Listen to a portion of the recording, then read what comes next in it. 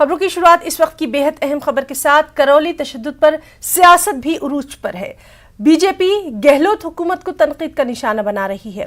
करौली जा रहे बीजेपी लीडरों को करौली सरहद पर राजस्थान पुलिस ने रोक दिया है। इस दौरान बीजेपी कारकुनों और पुलिस के बीच धक्का मुक्की भी हुई है। तेजस्वी सूर्या की क़यादत में पार्टी न्याय यात्रा निकाली गई है। ख्याल रहे कि करौली में तशद्दुद के बाद आम जिंदगी पूरी तरह मामूल पर नहीं है। तानाशाही सरकार हमारा संवैधानिक अधिकार को भी छीन रहे हैं।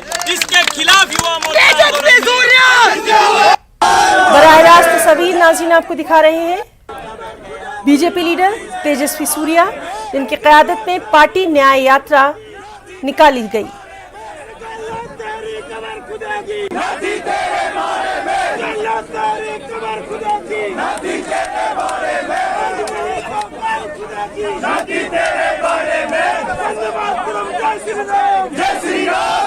आपको बताएं कि करौली जा रहे बीजेपी लीडरों को करौली सरहद पर राजस्थान पुलिस ने रोक दिया है। इस बीच बीजेपी कारकुनों और पुलिस के बीच धक्का मुक्की भी देखने में आ रही है।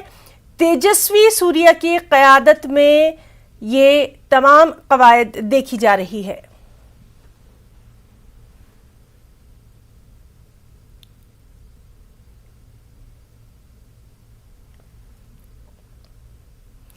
राज ठाकरे मस्जिदों से लाउडस्पीकर हटाने की मुहिम में शिद्दत लाने की कोशिश कर रहे हैं, लिहाजा उनके तेवर सख्त हैं, बोल जहर बुझे हैं।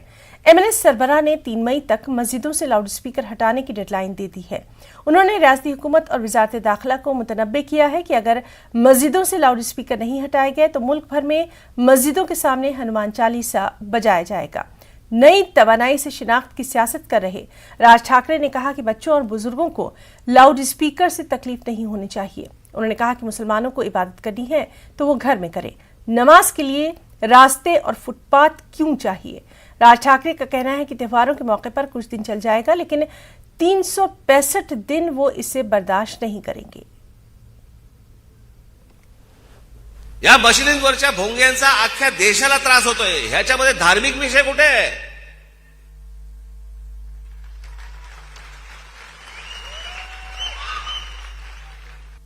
तुम्हाला जो काही नमाज पडायचा आहे, तुम्हाला जी काय अजान द्यायची घरामध्ये द्या। शहरांचे रस्ते कशाला अडवताय? शहरांचे फुटपाथ कशाला अडवताय? प्रार्थना तुमची आहे, आम्हाला काय ऐकवताय? आणि जर सांगून जर समजा तुम्हाला समजत नसेल की हे भोंगे खाली उतरवा, तुम्ही आम्हाला विनाकारण त्रास देऊ नका, हे जर नीट सांगून समजत नसेल तर तुमच्या मशिदीच्या बाहेर आम्ही हनुमान चालीसा लावणार म्हणजे लावणार। एनसीपी चीफ शरद पवार ने प्रेस कॉन्फ्रेंस करते हुए राज ठाकरे के जरिए किए गए तमाम रिमार्क्स का जवाब दिया।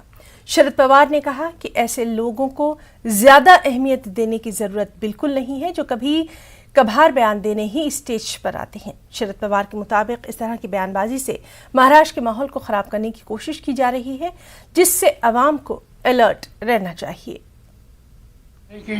पहिल्यांदा एखादी दुसरी व्यक्ती कधीतरी वर्ष 6 महिन्यात एखादं वाक्य एखादं स्टेटमेंट करून आपलं मत व्यक्त करते ते फार गांभीर्याने घेण्यासारखं नसतं। खरा प्रश्न विरोधकांची महागाई वगैरे आहे, पण आता जे वातावरण महाराष्ट्रात तयार करण्याचा प्रयत्न दिसतो तो इथं सामाजिक ऐक्याला धक्का देण्याचा प्रयत्न दिसतो। इथं सांप्रदायिक विचाराला प्रोत्साहित करण्याचं चित्र दिसतं। आणि म्हणून माझी महाराष्ट्राच्या जनतेला आव्हान आहे की ह्या सांप्रदायिक विचाराच्या मुद्द्याची मांडणी काही लोक जाणीवपूर्वक करतायत आणि या राज्याची शांतता ही संकटात आणण्याच्या दृष्टीनं पावलं टाकतायत। लोकांनी याला बळी पडू नये। शिवसेना के सीनियर लीडर संजय राउत के मुताबिक राज ठाकरे को बीजेपी ने महाविकास अघाड़ी के खिलाफ बोलने के लिए खुली छूट दे रखी है। राउत ने राज ठाकरे को उस दिए से ताबीर किया जिसकी लौ बुझने से पहले भड़क जाती है। बीजेपी ने उनको छूट दी है अभय दिया है, उसके बाद ये भोंगा शुरू हुआ। 1.5 साल तक इस पार्टी का भोंगा बंद था और हिंदुत्व के बारे में हमें कोई सिखाने की ज़रूरत नहीं है। हिंदुत्व शिवसेना के खून में है, रगों रगों में बहता है। और जब भी हिंदुत्व के ऊपर हमला हुआ है तो बीजेपी और ये बीजेपी के नए भोंगे सामने नहीं थे, हम थे। बालासाहेब ठाकरे, उद्धव ठाकरे और पूरी शिवसेना हिंदुत्व के लिए संघर्ष करती आई, लड़ती आई। हमारी जानें हमारे लोगों की चली गई। तो ये कल की बात छोड़ दीजिए, रात गई बात गई।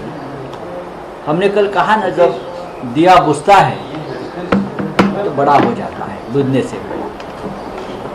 यही है।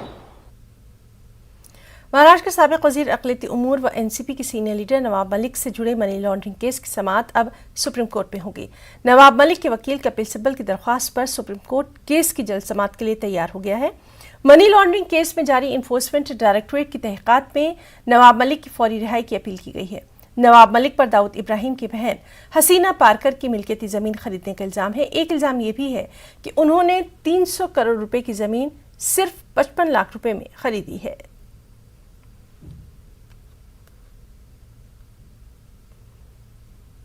बॉम्बे हाईकोर्ट ने एल्गार परिषद मामले के मुलजिम वरावरा राव को राहत नहीं दी है। अदालत ने राव की मुस्तकिल जमानत की अर्जी को मुस्तरद कर दिया है। वरावरा राव ने तिब्बी बुनियाद पर मुस्तकिल जमानत और हैदराबाद मुंतकिल होने की इजाजत मांगी थी। अदालत ने उनकी अबूरी जमानत में 3 माह की तौसी कर दी है ताकि वो मोतियाबिंद का ऑपरेशन करवा सकें।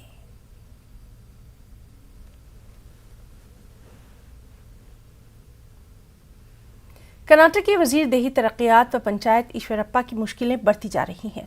ठेकेदार संतोष पाटिल खुदकुशी मामले में उनके खिलाफ मुकदमा दर्ज किया गया है।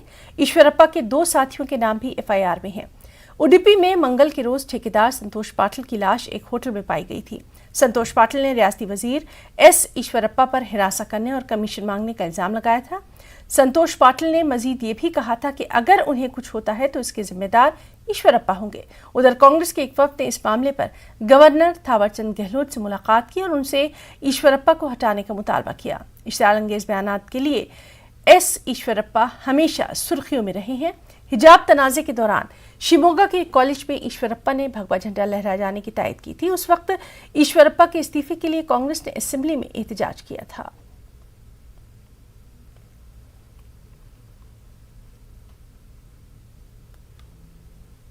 मध्य प्रदेश के खरगोन में रामनवमी पर हुए तशद्दुद को लेकर पूरे मुल्क में बहस छिड़ गई है। अपोजिशन इसको लेकर हुकूमत को घेर रही है तो बीजेपी इसे अपोजिशन की साजिश करार दे रही है। कांग्रेस के सीनियर लीडर दिग्विजय सिंह इसी तरह की पेशरफ्त में एमपी पुलिस की लपेट में आ गए हैं। भोपाल की क्राइम ब्रांच समेत दिग्विजय सिंह के खिलाफ बिहार की तस्वीर, खरगोन की तस्वीर के तौर पर ट्वीट करने पर 5 मुकामात पर एफआईआर दर्ज की गई है। पुलिस ने उन पर मजहबी जज्बात को ठेस पहुंचाकर तशद्दुद फैलाने का इल्जाम लगाया है।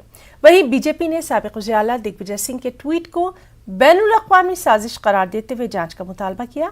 शिवराज हुकूमत के वजीर विश्वास सारंग ने भी ट्विटर के सीईओ पराग अग्रवाल को एक खत लिखा है जिसमें उन्होंने दिग्विजय सिंह के ट्विटर हैंडल को बंद करने की अपील की है। करें ना, यदि भाईचारा, प्रेम, सद्भाव और सांप्रदायिक उन्माद के खिलाफ बोलने से मेरे खिलाफ अगर मुकदमा दायर 1 लाख हो जाए तो मुझे चिंता नहीं है। सर मगर वो जो आपका ट्वीट था, उस ट्वीट को लेकर उन्होंने मामला उस ट्वीट में भी क्या था? मैंने प्रश्न पूछा है, क्या ये उचित है? सर उनका कहना है कि जो पिक्चर थी वो मध्य प्रदेश की नहीं थी, खरगोन की नहीं थी। तो ठीक है, मैंने डिलीट कर दिया। कांग्रेस के राज्यसभा रुकन नासिर हुसैन ने मुल्क में अक़लियतों को दूसरे दर्जे का शहरी बनाने की साजिश का मोदी हुकूमत पर इल्जाम लगाया है। रामनवमी के मौके पर मुख्तलिफ मुकामात पर हुए तशद्दुद का जिक्र करते हुए उन्होंने वाज़ेह किया कि जानबूझकर मुस्लिम मोहल्लों से रामनवमी के जुलूस बरामद किए गए और इश्तियाल अंगेज बयान दिए गए। नासिर हुसैन ने दिग्विजय सिंह के खरगोन पर किए गए ट्वीट का भी दिफा किया। इसके अलावा बदनवानी के इल्जाम का सामना कर रहे कर्नाटक के वजीर ईश्वरप्पा को फौरी तौर पर काबीना से बर्खास्त करने का मुतालबा किया। सर, कर्नाटक में आज आपके कांग्रेस का एक डेलीगेशन राज्यपाल से मिला और वहाँ पर उन्होंने मांग की है कि जो के ईश्वरप्पा हैं, जिनके बारे में जो सुसाइड केस मामला है उसको लेकर उनको बर्खास्त किया जाए मंत्रिमंडल से। देखिए, हम लोग पहले भी कई बार प्रेस कॉन्फ्रेंसेस के द्वारा और अपने भाषणों के द्वारा हम लोगों ने अपील किया था नरेंद्र मोदी जी से कि कर्नाटक में उनकी जो सरकार चल रही है वो 40% कमीशन घूस खा रही है। ये हम ये कह नहीं रहे हैं, ये contractors association of Karnataka press conference करके और चिट्ठियाँ लिख के प्रधानमंत्री को, गवर्नर को, मुख्यमंत्री को उन्होंने ये कहा कि 40% कमीशन हर कॉन्ट्रैक्ट में, हर टेंडर में मांगा जा रहा है। तो दूसरा एक मामला मध्य प्रदेश का पूर्व मुख्यमंत्री दिग्विजय सिंह को पर FIR दर्ज कराई गई है और कहा गया कि उन्होंने जो ट्वीट किया गया था वो फर्जी ट्वीट था। देखिए, कांग्रेस के लीडर्स पे और अपोजिशन पार्टीज के लीडर्स को तंग करना, उनके ऊपर FIR करवाना, उनको डराना धमकाना, ये भारतीय जनता पार्टी का नया खेल नए हिंदुस्तान में इनका रहा है। जिस तरह से रामनवमी के दिन एक सेट पैटर्न पूरे हिंदुस्तान में हम लोगों ने देखा। पहले तो आप लोगों को इकट्ठा करके एक धर्म की आबादी जहाँ पे ज़्यादा है वहाँ की गलियों में से आप जुलूस निकालें, वहाँ पे उनके धर्मस्थल के सामने ज़ोर ज़ोर से DJ वगैरह बनाएं, भड़काऊ भाषण की रिकॉर्डिंग्स चलाते रहें, भड़काऊ गानों के रिकॉर्डिंग्स वहाँ पे चलाते रहें और उसके ऊपर कहें कि जो है पथराव एक तरफ से हुआ और उसके बाद में एक समुदाय के लोगों के खिलाफ बुलडोजर इस्तेमाल करें। ये सब जो मध्य प्रदेश में जो चल रहा है, जिसको ये कह रहे हैं कि ये उत्तर प्रदेश योगी मॉडल है, इससे एकदम साफ दर्ज जाता है कि ये एक धर्म के लोगों को, खासकर अल्पसंख्यक को, ये लोग डराने धमकाने की राजनीति कर रहे हैं, उनको सेकेंड ग्रेड सिटीजन्स में कन्वर्ट करने की राजनीति कर रहे हैं और साथ ही साथ में ये हर वो मौका, चाहे वो त्यौहार क्यों ना हो, राम के नाम पे क्यों ना हो, भगवान राम के नाम पे क्यों ना हो, उनके नवमी का, भगवान राम के नवमी का दिन का इस्तेमाल क्यों ना करना हो, लेकिन कम्युनल पोलराइजेशन के लिए पूरा ये कर रहे हैं। दिग्विजय सिंह जी के कौन सी पिक्चर उन्होंने डाला था ये पता नहीं, लेकिन दिग्विजय सिंह पूर्व मुख्यमंत्री मध्य प्रदेश से है। मध्य प्रदेश में क्या क्या कहाँ कहाँ हो रहा था पूरी खबर उनको रहती है। उन्होंने जो ट्वीट किया था एकदम पूरे हिंदुस्तान में वो हो रहा था। और मध्य प्रदेश के खरगोन में हुए फिरक़ावाराना तशद्दुद और उसके बाद हुकूमत और इंतजामिया की जानिब से मुलज़िमीन के मकानों और दुकानों के इन्हिदाम पर जमीयतुल उलमा हिंद के कौमी सदर मौलाना महमूद मदनी ने मरकज़ी वज़ीर दाखिला को एक ख़त लिखा है। मौलाना मदनी ने अमित शाह को ख़त लिखकर मुतवज्जे किया कि वो इसे बेकाबू हो रहे हालात पर कदगन लगाएं और मुल्क को अनारकी की राह पर लगातार चलने से रोकें। उन्होंने खास तौर से मध्य प्रदेश के खरगोन में हुए सानहे पर रोशनी डालते हुए लिखा कि यहाँ अक़लियती तबके को काफ़ी नुकसान उठाना पड़ा है। समाज दुश्मन अनासर की जानिब से मुतादिद घरों और मजहबी मुकामात को नजर आतिश किया गया, लूटमार की गई। ये देखना इंतहाई अफसोसनाक है कि तशद्दुद के फैलने के बाद अब मकामी इंतजामिया अक़लियतों को हिरासा कर रही है, निशानदेही करके मुसलमानों की इमलाक और उनकी रिहाइशगाहों को मिसमार किया जा रहा है।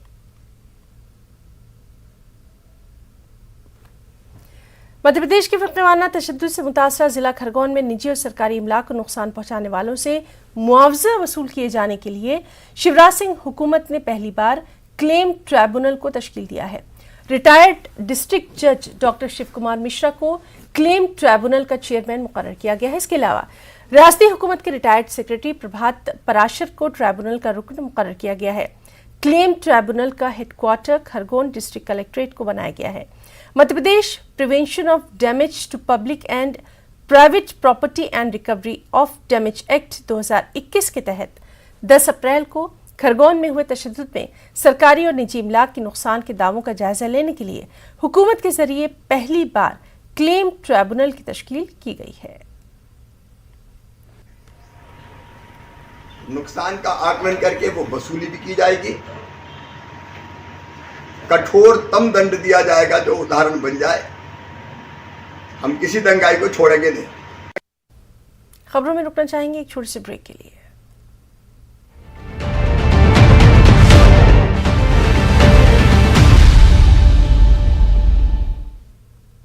दिल्ली में शदीद गर्मी पड़ रही है। रमज़ान के महीने में मुसलमानों के गर्मी से बचने के लिए क्या एहतियात बरतना चाहिए, क्योंकि वो रोज़ा रख रहे हैं। सहरी और इफ्तार में किन ख़ास बातों का ख्याल रखना चाहिए, अपनी सेहत का किस तरह से ख्याल रखना चाहिए।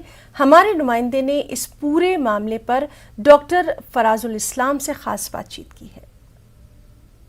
शदीद गर्मी पड़ रही है और तकरीबन 7 से 8 डिग्री सेल्सियस गर्मी दिल्ली में ज़्यादा हो रही है, जिसको हीट वेव का नाम भी दिया गया है। रोज़ेदार इस मौसम में भी रोज़े रख रहे हैं। किस तरह की उन्हें एहतियात बरतनी चाहिए और किस तरीके से उन्हें सहरी और अफ्तार में पानी या दूसरे मशरूबात का ख्याल रखना चाहिए। हमारे साथ हैं डॉक्टर फराजुल इस्लाम साहब। डॉक्टर साहब, बहुत ज़्यादा गर्मी हो रही है, क्या ख्याल जो रोज़ेदार हैं उनको बाहर निकलते हुए वक्त के रखना है? देखिए, जो रमज़ान का महीना चल रहा है इस वक्त बहुत ज़्यादा शदीद गर्मी पड़ रही है और जैसे आपने बताया कि 7 to 8 degree Celsius above normal चल रहा है, तो ऐसे में रोज़ेदारों को ख़ास ध्यान रखने की ज़रूरत है। एक तो सबसे पहले ये कि जो रोज़ेदार हैं वो इस बात का ध्यान रखें कि जब वो इफ्तार करें तो उस टाइम पे अपने पानी का इस्तेमाल बढ़ा के रखें। जो नेचुरल जूसेस हैं, जो नींबू पानी हैं, लिक्विड्स का इस्तेमाल बढ़ा के रखें। आर्टिफिशियल स्वीटनर्स जैसे स्क्वैशेस हैं, इन सब का इस्तेमाल ना करें। और दूसरी बात ये कि जब इफ्तार करें तो उसमें ख़ास बात का ध्यान रखें कि फैटी चीज़ें ना हो, तली हुई चीज़ें ना हो, जैसे पकौड़े हैं, फ्राइम्स हैं, इन सब का इस्तेमाल ना हो। अलबत्ता जूसी फ्रूट्स जैसे वाटरमेलन आजकल बड़ा अच्छा आ रहा है, तरबूज का इस्तेमाल करें। और जो दीगर फ्रूट्स हैं, जो केला खाते हैं, केला खाएं और इस तरह के फ्रूट्स का इस्तेमाल करें। फ्रूट्स जूसेस का इस्तेमाल करें, natural fruit juices, artificial sweeteners का इस्तेमाल ना हो।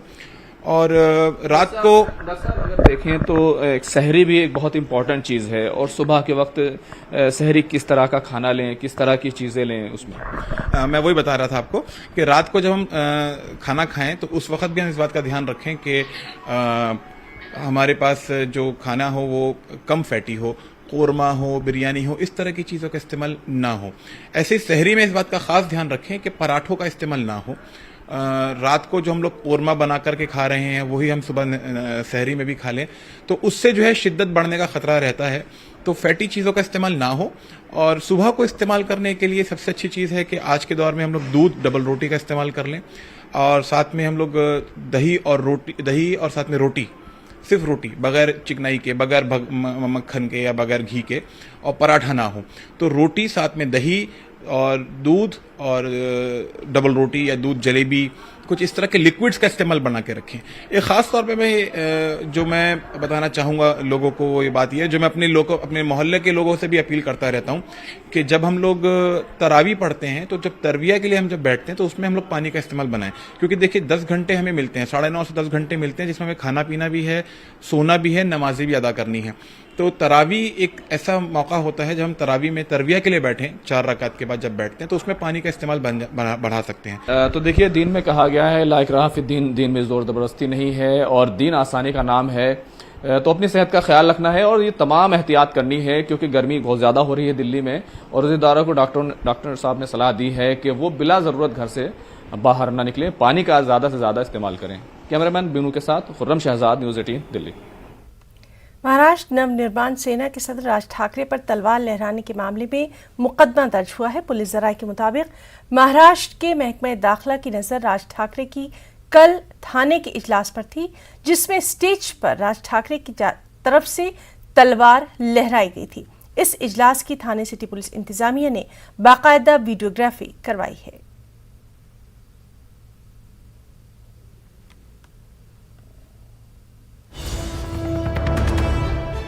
इस वक्त की अहम खबर आपको दे दें, खरगोन तशद्दुद मामले से जुड़ी हुई शहर काजी सैयद मुश्ताक अली नदवी की क़यादत में उलमा MP के वज़ीर दाखिला नरोत्तम मिश्रा से मुलाकात करने वाले हैं। तो खरगोन तशद्दुद मामला, शहर काजी सैयद मुश्ताक अली नदवी की क़यादत में उलमा कराम जो है वो मध्य प्रदेश के वज़ीर दाखिला डॉक्टर नरोत्तम मिश्रा से मुलाकात करने वाले हैं। ये मुलाकात 4 बजे होना है।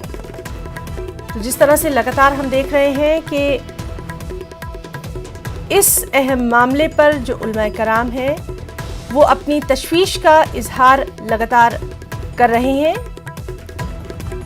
जमीयतुल उलमा हिंद के कौमी सदर मौलाना महमूद बदनी ने भी इस सिलसिले में बाकायदा मरकजी वज़ीर दाखिला को एक खत लिखा है और अब ये अहम खबर कि शहर काजी सैयद मुश्ताक अली नदवी की क़यादत में उलमा MP के वज़ीर दाखिला डॉक्टर नरोत्तम मिश्रा से आज शाम 4 बजे मुलाकात करने वाले हैं। क्या कुछ इस मुलाकात में निकलकर सामने आएगा, अब किस तरह से वो लोग अपनी बात रखेंगे, इस पर भी लगातार हमारी नजर बनी हुई है।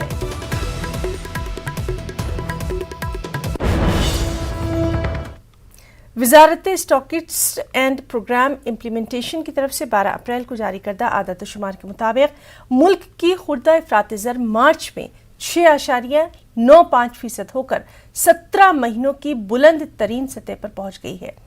फरवरी में मुल्क की खुर्दा अफरात ज़र 6.07% थी। मार्च के लिए CPI यानी कंज्यूमर प्राइस इंडेक्स अफरात ज़र का प्रिंट मुत्तफिका तखमीना से काफी ज्यादा है।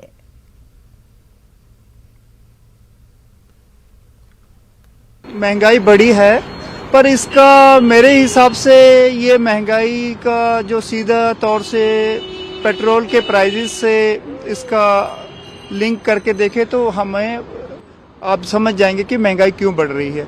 अब देखें पिछले कई महीनों से पेट्रोल के प्राइसेस ऊपर की तरफ ही जा रहे हैं। अब क्या ही बोले, जैसे मिडिल क्लास पर्सन है वो ज़्यादा अगर वो फ्रूट्स खाने जाता है तो उसका फ्रूट्स के बहुत ज़्यादा दाम है कि वो जिससे खाता नहीं है। और रिसेंटली आपने देखा होगा कि जो नींबू के प्राइस है लेमन के बेसिकली 300 क्रॉस कर चुके हैं। मेरे ख्याल से ये जो देश अभी जा रहा है वो मोस्टली हिंदू मुस्लिम के मुद्दे पे जा रहा है रादर देन ये ग्रोथ की साइड से। अगर ग्रोथ पे देखें तो महंगाई इतनी ज़्यादा होती जा रही है कि मुझे नहीं लगता कि इंडिया इतना ग्रोथ कर पाएगा, क्योंकि जब इंसान कुछ खाएगा नहीं तो काम कहाँ से करेगा। जो बेसिक चीज़ें हैं जो बहुत ही जैसे दाल सब्जी और ये सब चीज़ों के रेट हैं जो बेसिकली हर कोई लेता है, वो उस चीज़ के रेट बहुत ज़्यादा हैं। तो उसमें इतने वेरिएशंस आए हैं कि हर टाइम कुछ ना कुछ होता है और ये चीज़ों के रेट बढ़ जाते हैं। जैसे प्याज आलू ये जो बेसिक चीज़ें खाते हैं हम पहले, वो चीज़ों के रेट बढ़ जाते हैं। तो वो चीज़ उस वजह से मेरे को ऐसा लगता है कि हाँ रेट बढ़े हैं। हाँ इकोनॉमिक क्राइसिस तो है, ऑफ कोर्स बात है कि इकोनॉमिक क्राइसिस की हाँ ये चीज़ है कि जब CNG पेट्रोल और डीजल के रेट बढ़ेंगे तो ऑटोमेटिकली बाकी चीज़ों पे भी इफेक्ट पड़ेगा उसका। अब CNG देखिए पिछले 3 महीने पहले क्या था, 45 रुपये रेट था CNG का और आज 69 रुपीज़ हो गया CNG। तो क्या जितना भी सामान आता है या तो डीजल की गाड़ियों से आता है या CNG वाली गाड़ियों से आता है, जब उनका ही किराया बढ़ जाएगा तो ऑटोमेटिकली अब देखिए नींबू जो 10 रुपए के 4 मिलते थे 5 मिलते थे, आज 10 रुपए का एक भी नींबू नहीं मिल रहा, 300 रुपए किलो नींबू हो गया है। तो जो गरीब तबका है जो लोअर क्लास है उनके लिए तो बहुत ही दिक्कत हो गई है। तो खबरों में फिलहाल इतना ही। आदाब।